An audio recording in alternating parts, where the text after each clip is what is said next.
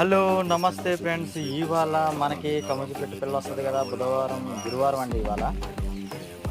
గురువారం మనకి హెచ్చరిక నుంచి పిల్ల వస్తుంది. ఇవాళ ట్రాన్స్పోర్టింగ్ అవుతుందన్నమాట. దాంట్లో భాగంగా ఒక చిన్న లాక్ చేయాలనిపించింది, చేస్తున్నాను. ఇది ఫస్ట్ కొండగా ఈ ట్రేలో అనేది ఈ గ్రిప్నెస్ గురించి అట్టేస్తాం అనమాట.